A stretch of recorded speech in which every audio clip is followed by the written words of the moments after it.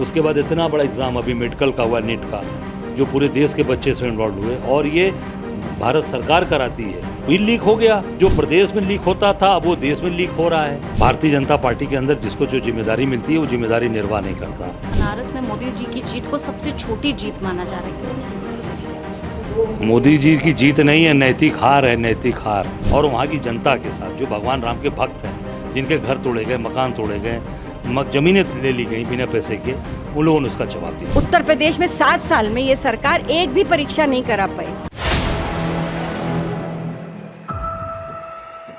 नमस्कार, मैं हयात अब्बास और आप देख रहे हैं 4 PM न्यूज़ नेटवर्क। लगातार तीसरी बार भले ही भारतीय जनता पार्टी की सरकार बन गई है, लेकिन कांग्रेस पार्टी उस पर हमलावर है। चाहे वो कश्मीर के जो आतंकवादी हमले को लेकर हो, चाहे पेपर लीक मामला हो, तमाम मामले हैं और उसको लेकर कांग्रेस क्या सोच रही है। हमारे साथ प्रदेश अध्यक्ष अजय राय जी हैं। सर, कैसे देख रहे हैं लगातार नीट का जो पेपर लीक हुआ है और भी पेपर लीक हुए हैं, उसको लेकर धरना प्रदर्शन देश भर में विरोध प्रदर्शन कर रहे हैं स्टूडेंट, कैसे देख रहे हैं? नहीं, आप देखिए, पहले तो ये लीक वाला मामला उत्तर प्रदेश में था कि 19 एग्ज़ाम्स के पेपर लीक यूपी में हुए थे।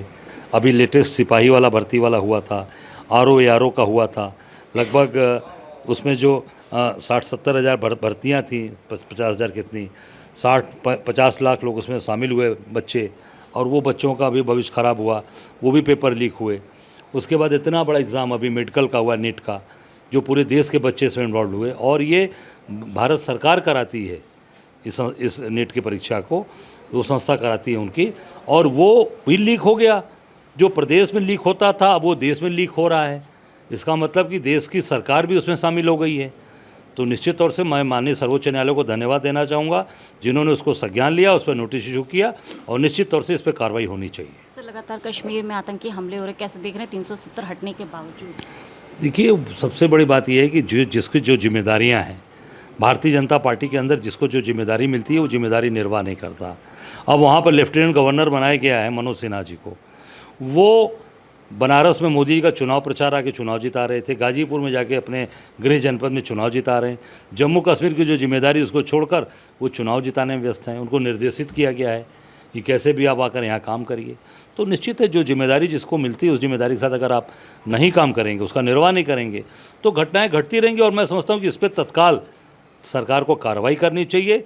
जिन लोगों ने ऐसे निर्दोष तीर्थयात्रियों को, ऐसे दर्शन करने वाले लोगों को मारा है, या जो भी घटनाएं ऐसी घट रही हैं, तत्काल इस पर उनको कार्रवाई करनी चाहिए और उस पर संज्ञान लेना चाहिए। सर, बनारस में मोदी जी की जीत को सबसे छोटी जीत माना जा रहा है, कैसे देखते हैं? मोदी जी की जीत नहीं है, नैतिक हार है, नैतिक हार।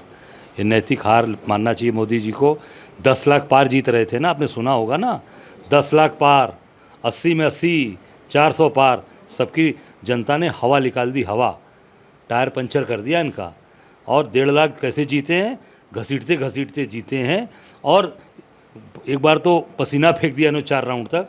मैं निश्चित काशी की जनता को धन्यवाद देना चाहूँगा, विशेष रूप से बाबा विश्वनाथ, हम सबका आशीर्वाद उनका बना है।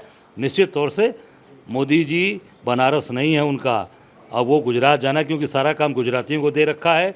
सारे काम ठेके, सारे काम गुजरात के लोग, उनका चुनाव संचालन भी गुजरात के लोग, गुजराती लोग कर रहे थे। काशी की जनता इससे उब चुकी है। काशी की जनता को अपना बेटा, अपने परिवार का, अपने घर का बेटा चाहिए। सर, सबसे अहम सीट की बात करूंगी अयोध्या की, क्योंकि कह रहे थे राम को लेकर आए हैं, वो सीट हारी, कैसे देखते हैं? नहीं, देखो, आप ऐसा है कि अयोध्या, आप बड़ी बात इन्होंने किया, पर भगवान राम ने भी इनका साथ नहीं दिया। क्यों? क्योंकि भगवान राम की मार्केटिंग कर रहे थे। हर जगह आप देखो, जहाँ भी सभाएं हो रही थी, भगवान राम की फ़ोटोज़ लगाई जा रही थी। वो सारी चीज़ें अब वो जनता और वहाँ की जनता के साथ जो भगवान राम के भक्त हैं, जिनके घर तोड़े गए, मकान तोड़े गए, ज़मीनें ले ली गई बिना पैसे के, उन लोगों ने उसका जवाब दिया। आप किसको जिम्मेदार मानती हैं? पूरी तरह से केंद्र सरकार जिम्मेदार है, इसलिए क्योंकि ये केंद्र शासित प्रदेश है और केंद्र शासित प्रदेश के जो लेफ्टिनेंट गवर्नर थे वो लगातार पूरे समय चुनाव के दौरान, जबकि पूरा देश संवेदनशील, जब चुनाव होते हैं प्रदेश संवेदनशील होता है, एक जिले के कप्तान और DM तक को छुट्टी जाने की फुर्सत नहीं होती है। ऐसे समय में आप इतना सेंसिटिव प्रदेश छोड़ करके आप काशी और गाजीपुर में प्रचार कर रहे थे। आपने अपने कर्तव्यों का निर्वहन ईमानदारी से नहीं किया और उसी की वजह है कि दर्दनाक घटना हुई। आपने किसके रहमो करम पर काशी की जनता को, जम्मू कश्मीर की जनता को छोड़ दिया था? अगर ये घटना की जानकारी आपको नहीं हुई तो मैं मानती हूँ कि ये इंटेलिजेंस का फेलियर है। और इंटेलिजेंस किसके अधीन है? केंद्र सरकार के अधीन है। तो इसकी तरह से, इसलिए पूरी तरह से जिम्मेदार केंद्र सरकार। मैम, नीट का पेपर जिस तरह लीक हुआ है, जिस दिन सरकार बनी उसी दिन 4 जून को जैसे रिजल्ट आया वैसे ही पेपर लीक हुआ, प्रदर्शन कर रहे हैं। देखिए, ये लाखों छात्रों के भविष्य के साथ खिलवाड़ हुआ है। हमारे नेता राहुल गांधी जी ने और पूरी कांग्रेस पार्टी ने इस पे अपना रुख स्पष्ट किया है। हम पूरी तरह से उन बच्चों के साथ खड़े और उनकी इस लड़ाई में हम उनके साथ हैं। मैं आभार व्यक्त करूंगी सर्वोच्च न्यायालय का, जिन्होंने संज्ञान लेकर के इस पे सरकार से जवाब भी मांगा है। पर क्या वजह है कि पहले ये बीमारी मध्य प्रदेश में थी, वहाँ पे इस तरह की घटनाएं होती थी। उत्तर प्रदेश में 7 साल में ये सरकार एक भी परीक्षा नहीं करा पाई। अभी हाल में 55 लाख लाभार्थी जिस परीक्षा में बैठे थे उसमें पेपर लीक हो गया। अब ये बीमारी प्रदेशों से निकल करके केंद्र सरकार तक पहुंच गई है। तो केंद्र सरकार अगर इतने बड़े नेक्सस को नहीं ब्रेक कर पा रही, वो प्रधानमंत्री जी जो यूक्रेन की वॉर रुकवा देते हैं, उनकी नाक के नीचे दिल्ली में, राजधानी में जो परीक्षा यहाँ से संचालित हो रही है, अगर इस नेक्सस को नहीं तोड़ पा रहे हैं तो केंद्र सरकार की विफलता है। मैम, 27 को लेकर सवाल करूंगी, इंडिया गठबंधन 27 में क्या रणनीति है? पूरी तरह से हमने कहा कि अब विश्राम नहीं परिश्रम है। हम विश्राम नहीं करेंगे। हमने चुनाव के ख़त्म होने के तुरंत बाद ये धन्यवाद यात्रा निकाली है। इसमें हमारे गठबंधन के भी साथी हमारे साथ हैं और इसको हम आगे लेकर के जाएंगे। और उत्तर प्रदेश में नहीं, गठबंधन पूरे देश में मजबूती से हर जगह खड़ा मिलेगा।